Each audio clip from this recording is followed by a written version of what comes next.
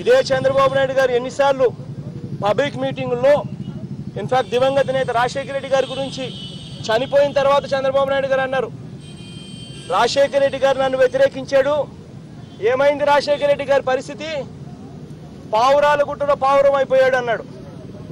అంటే దాని అర్థం రాజశేఖర రెడ్డి గారిని చంపించారని కాదా దాని అర్థం? మన చంద్రబాబు నాయుడు గారి మీద రాజశేఖర రెడ్డి గారిని చంపించిన దాని మీద ఎందుకు సిబిఐ ఎంక్వైరీ చేయలేదు? ఎందుకు ఆ కోణంలో ఎందుకు ఎంక్వైరీ చేయలేదు? ఎందుకు 307 చంద్రబాబు నాయుడు మీద పెట్టలేదు? ఇదే రాజశేఖర రెడ్డి గారు బతుకున్నప్పుడు సెప్టెంబర్ 1వ తారీఖున నిండు అసెంబ్లీలో చంద్రబాబు నాయుడు గారు అన్నారు,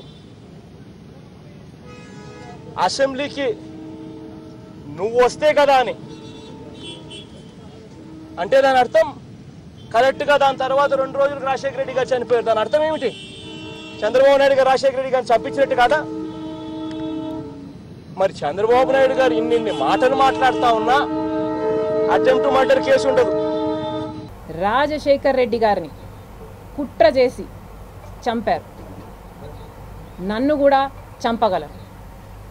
కానీ బ్రతికున్నంత కాలం, ఊపిరి ఉన్నంత కాలం ప్రజల నుంచి నన్ను వేరు చేయడం ఎవ్వరి తరమూ కాదు. నీ అవినీతి పాలన గురించి మాట్లాడడం, నా గొంతు నొక్కడం నీ తరం కాదు, ఆపడం నీ తరం కాదు.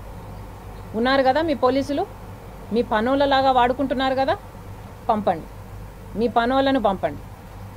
నన్ను అరెస్ట్ చేస్తారా? మీకు దమ్ముందా? చేయండి.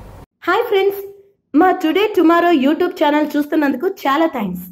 మరిన్ని లేటెస్ట్ వీడియోస్ కోసం వెంటనే సబ్స్క్రైబ్ చేయండి. అలాగే ఈ బెల్ ని కూడా రింగ్ చేసేయండి. మా నోటిఫికేషన్స్ అన్ని మీ మొబైల్లో వస్తాయి.